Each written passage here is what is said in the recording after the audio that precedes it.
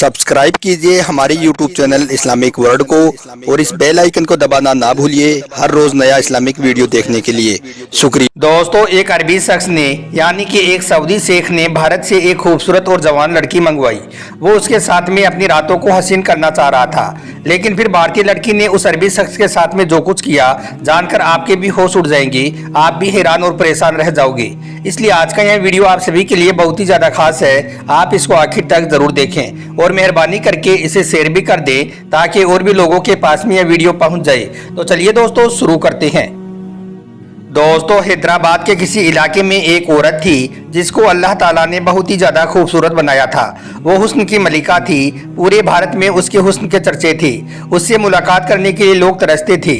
उसकी शोहरत का ये आलम था कि वो जहाँ कहीं से भी गुजरती थी तो वहाँ पर लोगों का हुजूम इकट्ठा हो जाता था।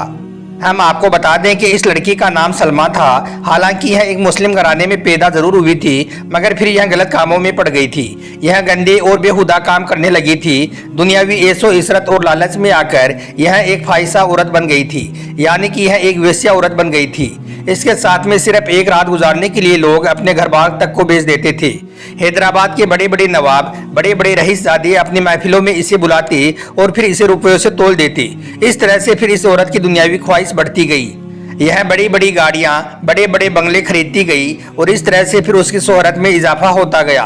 लेकिन बात यहाँ तक ही खत्म ना हुई। सिर्फ भारत के रईसजादे और बदकार लोग ही इस औरत के फ्रेम में नहीं आए थे, बल्कि दूसरे देशों के अमीर लोग भी इसके साथ में रात गुजारने के लिए इसको अपने पास में बुलाने लगे थे।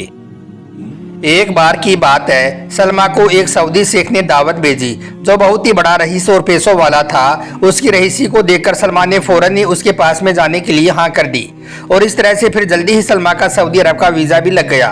उस सऊदी शेख ने कहा था कि तुम कम से कम सामान के साथ में जद्दा में आ जाओ, यहाँ पर तुम्हें हर चीज मिल जाएगी। तुम जो कहोगी वो चीज मैं तुम्हारे लिए खरीद दूंगा। मैंने तुम्हारे लिए होटल भी बुक करवा दिया है। दोस्तों, हम आपको यह बता दें, यह उन दिनों की बात है जब भारत से हाजी सऊदी अरब के लिए जा रही थी। इस बीच सलमान ने अपना एक खूबसूरत लिबास पहना, खूब अच्छी तरह से मेकअप किया और अपने जहाज में जाकर सवार हो गई। उसने देखा कि जहाज में बहुत से मुसाफिरों ने एहराम बांध रखा था।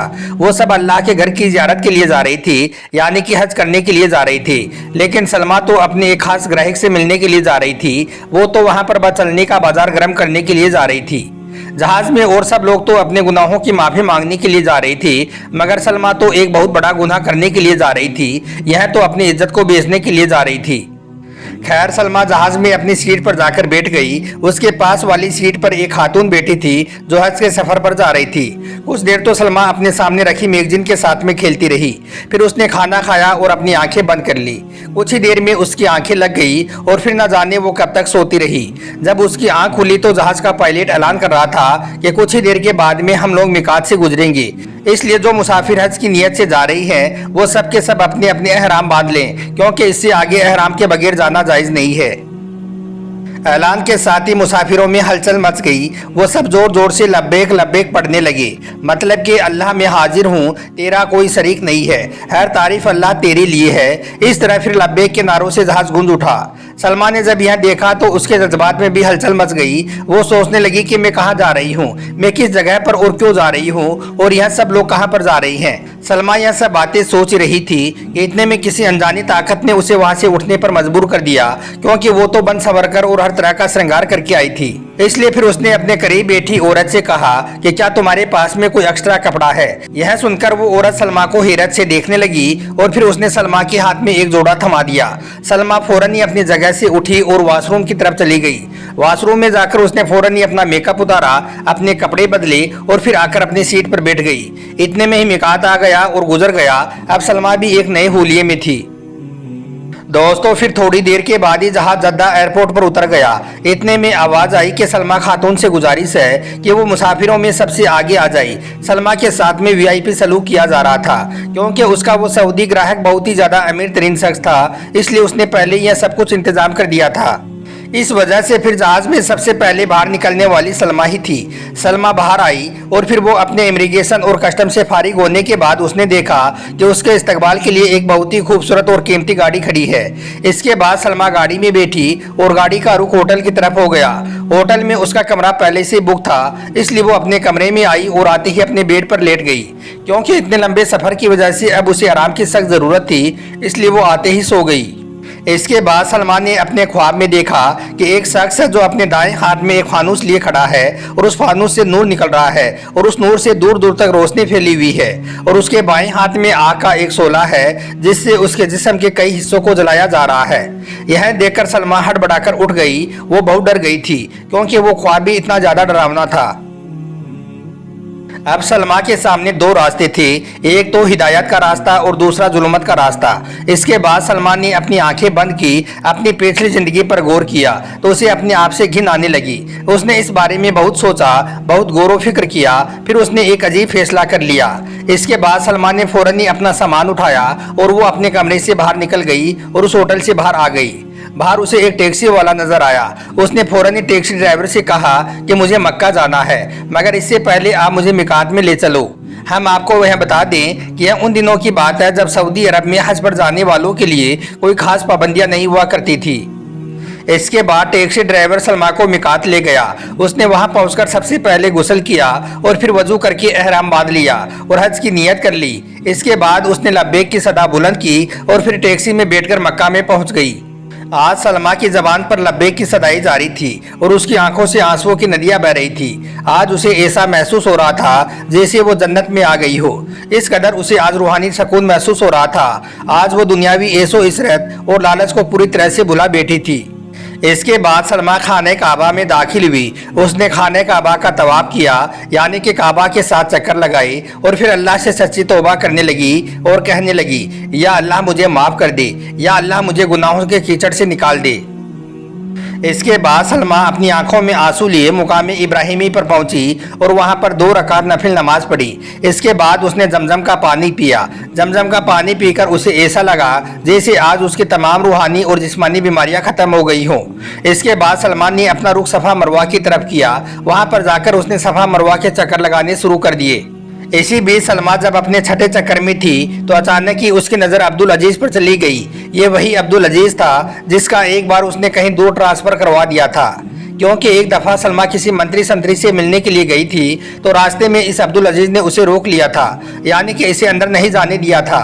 खैर, इसके बाद में जब उस मंत्री को मालूम चला कि सलमा आई है तो वो खुद बाहर निकला और इसको अंदर लेकर चला गया। लेकिन इसके बाद में सलमान ने उस मंत्री से कहकर अब्दुल अजीज का कहीं दूर ट्रांसफर करवा दिया था ताकि वो जब भी यहाँ पर आए तो उसे कोई तंग ना करे। इसलिए फिर सलमान ने जैसे ही अब्दुल अजीज को देखा तो वो अपने आप को रोक ना पाई। वो फौरन ही अब्दुल अजीज के सामने पहुंची और कहने लगी, अरे अब्दुल अजीज, आप यहाँ भी आ गए हो। सलमा को देखकर अब्दुल अजीज भी कहने लगा, अरे तुम यहाँ पर कैसे? तो सलमा कहने लगी कि मैं भी तुम्हारी तरह रहमान के घर में आई हूँ। अब तुम्हें क्या मालूम कि मेरे रब ने मेरी दुआ को कबूल किया है। अल्लाह ने अब मुझे हिदायत दी है क्योंकि अल्लाह अपने बंदों पर रहम करने वाला है। इतना कहकर सलमा फूट फूट कर रोने लगी। यह देखकर फिर अब्दुल अजीज ने सलमा को हौसला देना शुरू कर दिया। इस पर सलमा कहने लगी, ए अब्दुल अजीज, अगर आपके लिए मुमकिन हो तो आप मुझे अपने साथ में रख लो क्योंकि मैं अकेली हूँ, मैं हज कैसे करूँ। इसके बाद अब्दुल अजीज ने वहां पर बातचीत की और फिर सलमा को इस बात की इजाजत दे दी। इस तरह से फिर सलमान ने हज के बाकी अरकान भी अदा कर लिए। अब काफिले का रुख मदीना शरीफ की तरफ था। इस तरह से फिर सलमा भी मदीना में पहुंच गई।